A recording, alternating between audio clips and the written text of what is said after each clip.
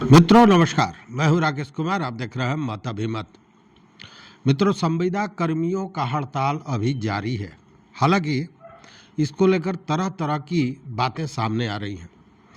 आपको याद होगा, जब बर्खास्तगी हुई और उसके बाद भी जब आंदोलन जारी रहा तो विभाग ने एक पत्र निकाला कि आप अपील के माध्यम से आ सकते हैं, अपील अभ्यावेदन दीजिए और विभाग उस पर विचार करेगा और आपको पुनः काम पर वापस लिया जाएगा।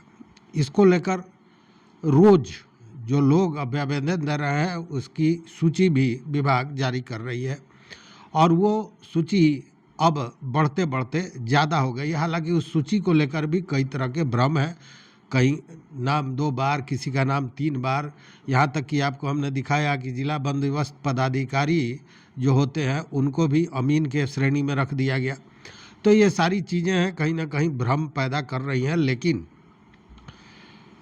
प्रश्न ये है कि अगर लड़ाई को इतना कमज़ोर बनाना था या वैसे लोग जो इससे डर रहे थे उनको ऐसे हड़ताल में, ऐसे आंदोलन में आने के पहले ही सोचना चाहिए था।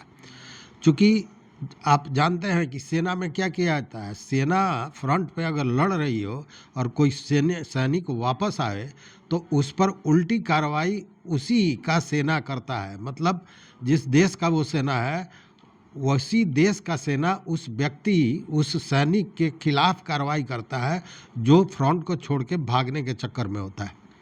तो स्थितियां यहाँ भी वही है कि फ्रंट छोड़कर कुछ लोग भाग गए हैं, चले गए हैं। बावजूद इसके यह जो आंदोलन है ये जारी है और इसको लेकर वो प्रियंका झा हो या माले विधायक हो, सौरभ जी, ये सारे लोग लगे हुए हैं और सब कोई एक तरह से ताकत दे रहे हैं, मनोबल बढ़ा रहे हैं कि यह लड़ाई होनी चाहिए, लड़ाई जायज़ है, आपका डिमांड जायज़ है।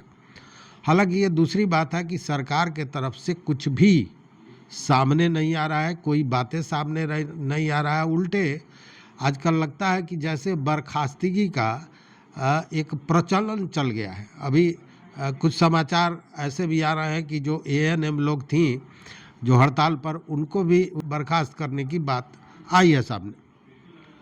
मतलब कि सरकार एक तरह से कहें कि इतना दंभ भर गया है सरकार में, सरकार ने इतना मुलम्मा बांटा है, चाहे वो महिलाओं को, जीविका दीदियों को 10-10 हज़ार रुपए देने की बात हो जो करोड़ों में है। आपको याद होगा वृद्धावस्था पेंशन दिया गया 400 से बढ़ाकर 1100, उसमें करोड़ों लोग हैं। तो ये सारी चीज़ें जो दी जा रही हैं उससे सरकार को लग रहा है कि मुट्ठी भर लोग अगर विरोध करते हैं तो इसका कोई असर पड़ने वाला नहीं है। लेकिन यह बात गलत है। चूँकि असर तो पड़ता है निश्चित रूप से, उसमें कहीं शक नहीं है। लेकिन आज जरा बात दूसरे तरफ करते हैं। देखिए, एक सुप्रीम कोर्ट के अधिवक्ता का कहना है कि संविधान में ऐसा कहीं भी नहीं लिखा हुआ है कि संविदा पर आप नियुक्ति कर सकते हैं। उन्होंने संविधान का हवाला दिया और कहा कि संविधान में ऐसा कोई भी प्रावधान नहीं है और उन्होंने तो दावा किया कि अगर ऐसा कुछ है तो हमको लोग बता दें, चूँकि संविधान में ऐसा कुछ नहीं है। दूसरी बात कि संविदा कर्मियों का जो की नियुक्ति होती है उसको उन्होंने सीधा कहा कि संविधान का आर्टिकल 14 जो होता है, जो समानता का अधिकार देता है, इक्वल बिफोर लॉ की जो बात करता है, उसको सीधा यह संविदा पर नियुक्ति करके उसको खंडित किया जा रहा है, उसके विरोध में काम किया जा रहा है। संविधान की उन धाराओं के विरुद्ध ये सारा काम है।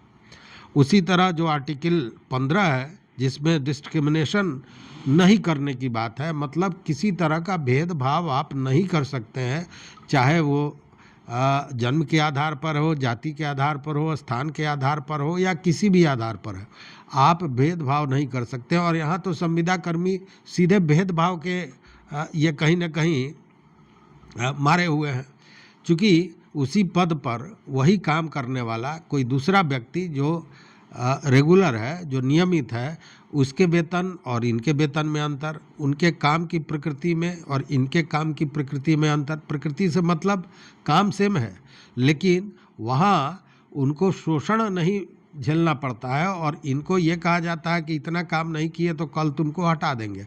मतलब गले पर हमेशा बर्खास्तगी की तलवार लटकी रहती है और कितनी आसानी से विभाग ने इस बार बर्खास्त कर दिया था 7,480 लोगों को, वो आपने देखा होता। रेगुलर जो होते उसमें से एक आदमी को बर्खास्त करने में 1,151 बार सरकार को सोचना पड़ता है, चूँकि वो रेगुलर है और यहाँ तो संविदा पर है। मतलब कठपुतली बना लिया हाथ का, जब मन किया जैसे खेलो और उसके बाद उठाकर फेंक दो, वही स्थिति हुई। तो यह जो अधिवक्ता हैं सुप्रीम कोर्ट के, उनका यही कहना है कि यह डिस्क्रिमिनेशन है और संविधान में ऐसी कोई भी जगह नहीं लिखा हुआ है कि नियुक्ति आप संविदा के आधार पर कर सकते हैं, कोई प्रावधान नहीं है। और यह जो संविदा कर्मियों से काम लेने की बात है, यह और कुछ नहीं है, केवल युवाओं का शोषण है। जब उनको पढ़ लिख के निकल रहे हैं, उनको आप संविदा पर रख रहे हैं, 10 बरस 5 बरस उनसे काम कर रहे हैं और जब तक उनका आयु जब नौकरी पाने लायक नहीं रह रहा है तो आप सड़क पर छोड़ दे रहे हैं, तो अब वो जाएंगे कहाँ, उनका परिवार क्या करेगा। तो ऐसी चीज़ें हैं और इसी को लेकर जब मैं देख रहा था तो मुझे एक सुप्रीम कोर्ट का एक जो बहुत पुराना नहीं, इसी 19 अगस्त 2025 को सुप्रीम कोर्ट ने एक संविदा कर्मियों के मामले पर ही बहुत बड़ा डिसीजन दिया है और वह डिसीजन निश्चित रूप से नज़ीर बनेगा।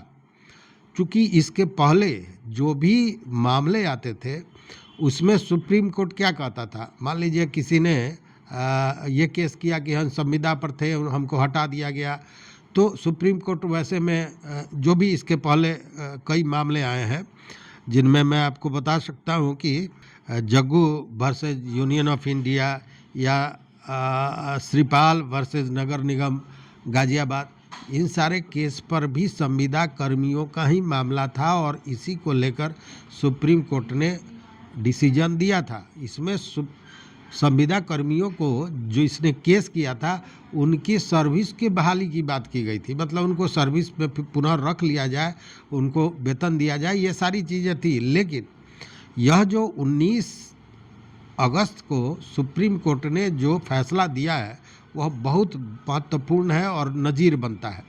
इस विषय पर मैं फिर अधिवक्ताओं से भी बात करूंगा इस मैटर पर, लेकिन अभी जो जानकारी है वो आपको मैं बताना चाहूँगा चूँकि बड़ा महत्वपूर्ण है। देखिए, मामला था धर्म Singh versus state of UP का और यह डबल बेंच, सुप्रीम कोर्ट के डबल बेंच में था, जिसमें विक्रम नाथ जी और न्यायमूर्ति संजीत मेहता ने इसकी सुनवाई की थी और सुनवाई के बाद उन्होंने जो डिसीजन दिया था वो निश्चित रूप से संविदा कर्मियों या कॉन्ट्रैक्ट पर काम करने वालों के लिए बहुत बड़ा नज़ीर बनेगा। अब देखिए इस मामले में क्या था, पहले ये जानिए कि इसमें मामला क्या था और कैसे यह सुप्रीम कोर्ट तक पहुंचा। देखिए, इलाहाबाद हाई कोर्ट में यह जो मामला था धर्म Singh versus state of UP, ये खारिज हो गया और जब खारिज हो गया तो इस खारिज होने का कारण ये बताया गया कि ये लोग जो हैं वो डेली वेजेस पर थे और UP high education service commission का जो रेगुलेशन है, जो नियमावली है, उसमें नियमित करने का कोई प्रावधान नहीं है। अब देखिए जरा आप सोचिए संविदा कर्मी भाइयों जो राजस्व विभाग के आप हड़ताल पर हैं, कि आपके नियमावली में भी इस तरह का कोई प्रावधान नहीं है। जो प्रावधान वहाँ भी UP higher education service commission के रेगुलेशन में वैसा कोई प्रावधान नहीं था और यह चूँकि प्रावधान नहीं था, दूसरी बात कि इनको डेली वेज पर रखा गया था और तीसरी बात कि कोई वैकेंसी नहीं थी, इसी को आधार बनाकर इलाहाबाद हाई कोर्ट ने उसको रिजेक्ट कर दिया। इसमें जो पेटिशनर्स थे वो 5-6 लोग थे, जिसमें कुछ प्यून थे और कुछ ड्राइवर थे और इन लोगों की नियुक्तियां जो है वो 1989 से 1992 के बीच में हुआ था और ये सभी डेली वेजेस पर काम कर रहे थे। बाद में डेली वेजेस को ही जब ये काम करने लगे तो बाद में एक उनको मानदेय के अनुसार पैसा दिया जाने लगा। देखिए हुआ क्या था कि UP higher education service commission 1980 में बनाया गया था और इसका काम यह था कि जो शिक्षकों की बहाली है वो करना था इस कमीशन को, और शिक्षकों की बहाली बहुत बड़ी संख्या में थी। तो स्वाभाविक है कि इस कमीशन को कुछ सपोर्टिंग स्टाफ की ज़रूरत थी, जैसे ड्राइवर हुआ, प्यून हुआ, क्लर्क्स हुए, तो इन सारे लोगों का करना था। इसी को लेकर जो यह कमीशन था उसने सरकार को लिखा था 1997 में कि हमको यह बहाल करने की स्वीकृति दी जाए डेली वेजेस पर, मतलब संविदा पर, और संविदा पर इनको बहाल कर लिया गया। काम होने लगा, काम चल रहा था। लेकिन इसी बीच 1999 में जो ये कमीशन है, UP higher education service commission, इन्होंने सरकार को सपोर्टिंग स्टाफ का पद सृजित करने के लिए सरकार को प्रस्ताव दिया कि जो पद है उसको सृजित किया जाए और उसके आधार पर नियुक्तियां की जाए सपोर्टिंग स्टाफ के लिए जो पहले डेली वेज पर काम कर रहे थे।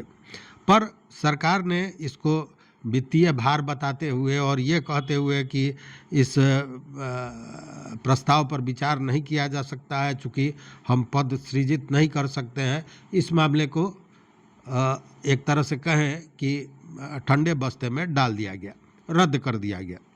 उसके बाद 2000 में ये जो पेटिशनर्स थे वो लोग इसी मुद्दे को लेकर चले गए हाई कोर्ट में। मतलब कि जो कमीशन ने ये कहा था कि आप पद सृजित कीजिए और उसी जगह पर नई नियुक्तियां होंगी जिसमें इन लोगों का भी होना था, तो जब सरकार ने उसे रद्द कर दिया, अस्वीकार कर दिया, तो उसी मामले को लेकर ये 5-6 लोग जो पेटिशनर्स थे वो चले गए हाई कोर्ट में। और 2002 में हाई कोर्ट ने कमीशन को कहा कि आप सरकार को एक फ्रेश रिकमेंडेशन लेटर भेजिए कि पद को सृजित करे, और इसी के आधार पर कमीशन ने रिकमेंडेशन लेटर भेजा सरकार को, लेकिन सरकार ने वहाँ भी इसे अस्वीकार कर दिया और कारण यह दिया कि इससे वित्तीय भार बढ़ेगा और साथ में नए पदों के सृजन पर बैन है, यह भी कहा गया उस मामले में। मतलब 2 कारण बताया गया, एक तो ये बताया गया कि वित्तीय भार बढ़ेगा, दूसरा मतलब वित्तीय प्रॉब्लम है, और दूसरा कि पद को सृजित करने की जो प्रक्रिया होती है उस पर सरकार ने बैन रखा है, इसलिए हम नहीं कर सकते हैं। अब इसी आधार पर जो पिटीशन था उसको हाई कोर्ट ने खारिज कर दिया। जब हाई कोर्ट ने खारिज कर दिया 2009 में, तो ये जो पिटिशनर्स थे उन्होंने उसको डबल बेंच में उसकी अपील की, लेकिन डबल बेंच ने भी उसको खारिज कर दिया और वहाँ पे ये कहा गया कि कमीशन के नियमावली में नियमित करने का कोई प्रावधान नहीं है और दूसरा कोई भी सृजित पद उपलब्ध नहीं है, इसलिए ये जो मांग है वो गलत है और इसको खारिज कर दिया गया। अब जब ये खारिज कर दिया गया तो 2018 में जो ये पिटिशनर्स थे वो चले गए सुप्रीम कोर्ट, और सुप्रीम कोर्ट में यह मामला चला गया एक डबल बेंच में, जिसमें न्यायमूर्ति विक्रम नाथ जी और संदीप मेहता जी थे। तो इसकी पूरी सुनवाई हुई और सबसे पहली बात जो महत्वपूर्ण है कि सुप्रीम कोर्ट ने ये कहा कि यह जो मामला हाई कोर्ट में सुना गया है, सबसे पहले तो इसमें प्रश्न ही ये गलत है। इसका प्रमुख प्रश्न जो था वो ये नहीं था कि इनको रेगुलर कर दिया जाए, इसमें जो प्रश्न यह होना चाहिए था कि स्टेट की सरकार पद सृजित करने से इनकार कैसे कर सकता है, जबकि उस पोस्ट पर वो संविदा कर्मी से कार्य ले रहा है ऑलरेडी, और एक दिन से नहीं ले रहा है, लंबे समय से काम ले रहा है। उसके अलावा यह कार्य जो ले रहा है संविदा कर्मियों से सरकार या विभाग, वह एक दिन नहीं ले रहा है, 365 दिन मतलब वर्षों यह काम चल रहा है। तो जब सरकार के पास यह काम है तो एक कल्याणकारी सरकार के रूप में उनको पद सृजित करना चाहिए और इन लोगों को जो संविदा कर्मी हैं उनको नियमित रखना चाहिए। चूँकि 365 दिन ये काम कर रहे हैं, मतलब नियमित काम ले रहे हैं, लंबे समय से कई वर्षों से काम ले रहे हैं, वैसी स्थिति में आप डिस्क्रिमिनेशन नहीं कर सकते हैं और पद को सृजित करना पड़ेगा। पद को सृजित करना चाहिए एक कल्याणकारी सरकार के रूप में और इनको नियमित होना चाहिए। मतलब सवाल जो सीधे नियमितीकरण का था, सुप्रीम कोर्ट ने उस सवाल को ही कर दिया कि सरकार पद सृजित क्यों नहीं करेगी, जबकि उसी काम के लिए उसी काम के लिए वो संविदा पर काम ले रही है। तो संविदा पर क्यों लेगी जब लगातार ले रही है, वर्षों से 365 दिन रह रही है, रेगुलर ले रही है, तो उनको रेगुलर के लिए पद सृजित करके नियुक्तियां करनी होगी। यह सुप्रीम कोर्ट का कहना था। अब मतलब कि सरकार पद सृजन से इनकार कैसे कर सकती है, और हाईकोर्ट को इन बिंदुओं पर देखना चाहिए था, ना कि संविदा कर्मियों को नियमित होने का अधिकार है या नहीं है, यह मुख्य प्रश्न नहीं था। सुप्रीम कोर्ट का ये कहना था। अब ये जो डिसीजन आया सुप्रीम कोर्ट का, बजाप्ते जो ऑर्डर आया, उसमें बजाप्ते ये Jaggu and union of India और श्रीपाल वर्सेस नगर निगम गाजियाबाद के भी मामले का हवाला दिया गया है। यह दोनों भी संविदा कर्मियों का मामला था, लेकिन वहाँ पे सीधे नियमित करने, वेतन देने आदि के मामले थे। लेकिन यहाँ सुप्रीम कोर्ट ने इस पूरे मामले को सीधे यह नहीं बनाया कि ये संविदा कर्मी हैं, इनका नियमितीकरण होना चाहिए। उन्होंने ये कहा कि जब एक ही तरह का काम आप ले रहे हैं और उस काम के अगेंस्ट पे आप संविदा पर आदमी रखे हुए हैं और वो काम आप वर्षों से ले रहे हैं, एक दिन से नहीं ले रहे हैं और पूरे साल लेते हैं, मतलब 365 दिन ये काम चलता है, वैसी स्थिति में आपको पद आप सृजित क्यों नहीं करेंगे, कैसे नहीं आप करेंगे पद सृजित, यही प्रश्न था। और इसको लेकर जो फैसला हुआ उसमें भी सुप्रीम कोर्ट ने यही सारी बातें कही कि आप लंबे समय से इनका काम इनसे ले रहे हैं। दूसरी बात कि एक ही नेचर का काम आप ले रहे हैं, मतलब जो संविदा कर्मी है और जो ड्राइवर का काम कर रहा है वो लगातार ड्राइवर का काम कर रहा है, नेचर में परिवर्तन नहीं हो रहा है। या जो प्यून है वो प्यून का काम कर रहा है, मतलब कि रोज आप काम भी नहीं बदल रहे हैं, एक ही नेचर का काम है और लंबे समय से काम कर रहे हैं। ऐसे में उनका जो बेसिक राइट्स है, मौलिक अधिकार है, वह उनको मिलना चाहिए और जो बेनिफिट्स हैं जो मिलना चाहिए था वह भी उनको मिलना चाहिए और सरकार इसे देने से मना नहीं कर सकती है, सुप्रीम कोर्ट ने स्पष्ट कह दिया। देखिए फैसला तो आता है लेकिन इसमें बजाप्ते कुछ डायरेक्शन भी सुप्रीम कोर्ट ने दिया और ये कहा सबसे पहले इनके सर्विस को रेगुलर किया जाए, मतलब जो संविदा पर कर्मी हैं इनका नियमितीकरण किया जाए। दूसरे ये कहा कि अधिसंख्य पद, मतलब सुपर न्यूमरी पद पोस्ट क्रिएट करें, मतलब एक नहीं कई पद को आप क्रिएट करें, ये करना होगा, सृजित करें। और अगर इस बीच में किसी एम्प्लॉय का डेथ हो चुका है तो उसको भी ये सारी लाभ मिलनी चाहिए, देना होगा। और साथ में सबसे बड़ा जो मामला है वो ये कहा कि इन सारे ऑर्डर्स को कंप्लायंस करके और 4 महीने के भीतर इसका रिपोर्ट सुप्रीम कोर्ट को दे। यह 19 अगस्त 2025 का फैसला है और यह फैसला है Dharam Singh versus state of UP का, जहां UP higher education service commission ने जो संविदा कर्मियों को अपने यहाँ रखा था वही लोग गए थे हाई कोर्ट में। हाई कोर्ट में इनका खारिज हो गया था मामला, फिर सुप्रीम कोर्ट में गए और सुप्रीम कोर्ट ने पूरा मामला ही बदल दिया। 4 महीने का समय दिया है सरकार को कि आप इनका नियमितीकरण करें, जितने पद हैं अधिसंख्य पद का सृजन करें। जो अगर किसी की मौत हो गई है किसी कर्मी की तो उनको भी ये लाभ दें और 4 महीने के अंदर में सारे जो डायरेक्शंस दिए हैं उसको कंप्लायंस करके और उसका प्रतिवेदन सुप्रीम कोर्ट में समर्पित करें। मैं ये सारी कहानी बताया हूँ मित्रों इसलिए कि यह जो मामला है और आपका जो मामला है इसमें कितनी समानता है। जो सरकार कह रही है कि नियमावली में नहीं है, यूपी गवर्नमेंट ने भी कहा था हायर एजुकेशन सर्विस कमीशन के नियमावली में इनके नियमितीकरण का मामला नहीं है, प्रावधान नहीं है। यहाँ भी सरकार यही कह रही है कि इनका जब नियुक्ति इनकी हुई थी तो नियमावली में ऐसा कोई प्रावधान नहीं दिया गया था। दूसरी बात पद सृजित नहीं है। तीसरी बात पैसे का बात, वित्तीय बोझ, और ये सारी चीज़ें इस केस के साथ समान रूप से जुड़ा हुआ है, समानता है इस केस में। मतलब कि जो थोथी दलील सरकार दे रही है, और मैं शुरू से कह रहा हूँ कि अंतिम जब सारे रास्ते बंद हो जाते हैं तो न्यायालय का रास्ता खुला होता है और न्याय तो मिलेगा।